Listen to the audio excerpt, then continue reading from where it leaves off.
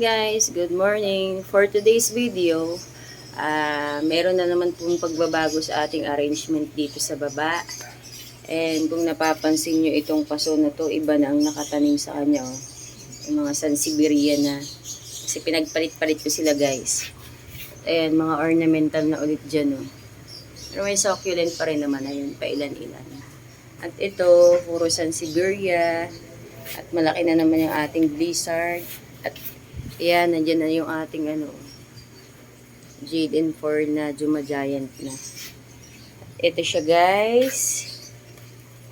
Inilipat ko na nga pala yung cactus ko na malaki. Andito na siya sa baba. Ayan. Sinamahan ko siya ng bunny ear at saka yung Hoya Kerrii na green. And then ang ating blizzard na variegated, andito na rin oh. Niripat na natin siya. Ating Syngonium.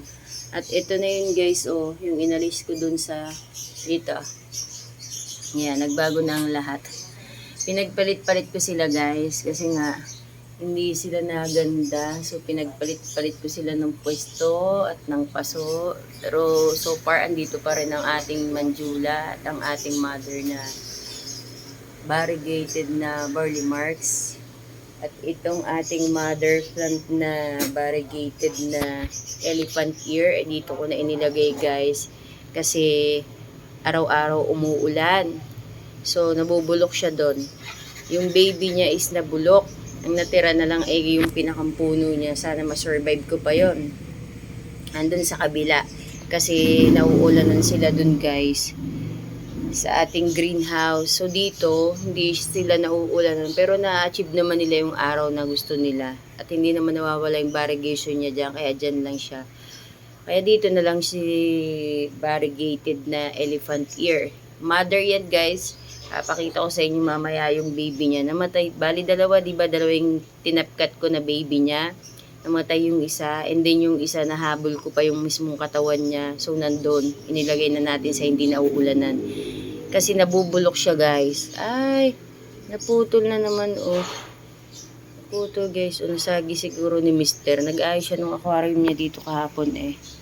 Kasi may namatay. Inalis yung salt water. Sinama na sa loob. And then natira si Rimura oh. Salt water yan guys. Naputol. Nasagi siguro. Ito yung sinasabi ko sa inyo, hindi siya gumaganda. At in-sprayan ko na ito ng para sa anti-fungus. Kasi ayun, napapansin nyo. Yan oh, naglalagay yung dahon niya oh. May mga fungus pa rin oh. Ayan. Ayan, hindi nagpo-focus. Ayan, as in. Kaya dyan ko siya inilagay. Ayan, pinagpalit-palit ko sila ng paso. Ito kasi guys, paso ito itong giant cactus natin.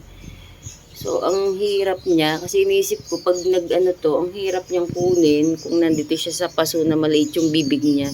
So, inilagay natin siya sa mas malawak ang kanyang space para hindi siya mahirap anytime na gusto mong iripat at galawin at baguhin ulit siya.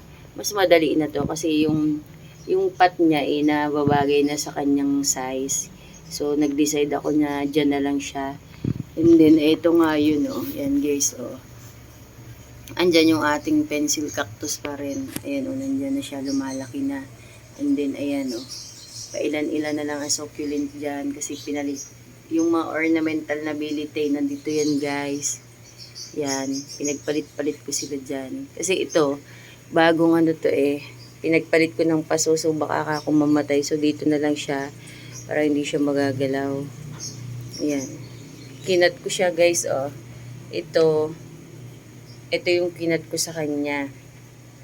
Kasi sobrang tangkad niya. Parang, yung pinakang ugat niya, ganito lang ang space niya guys, oh. Natutumba. Kasi nga, hindi siya pwedeng ilubog. Maano tong baby niya, matatabunan. Para lang medyo maghanggan dito. So, tinapkat ko na lang yung nasa niya, oh. Para, ayan, umiksi na siya. So, sana hindi siya mabuhay kasi sana hindi mabuhay. Sana hindi siya mamatay kasi nga nagalaw ko siya at ito yung isang puno niya, oh. Hindi naman nagalaw yung puno na yun, guys, kasi dalawang puno talaga yan, pinagsama ko lang sa isang paso. So, sana hindi siya mamatay. And then, ayan, yung ating giant neon photos. Ayun, guys, oh. Plano ko is pakapitin siya dyan. Ayun, oh. papakapitin sa pader para mas lalong giant, tas diretso siya doon. Parang gagawing arko. So, ayan. Neon. Neon siya guys. Lagi kong nakakalimutan. Neon photos na naging giant na siya. Ayan o. May tumubo sa kanya na location na album. Ayan, ang ganda ng ating variegated na elephant ear. So guys, dito na lang. In-update ko lang kayo at pinakita ko lang sa yung bagong arrangement. Sa taas nga pala guys, na bago na naman din. Kasi may ginawa na naman tayong arrangement na bago doon.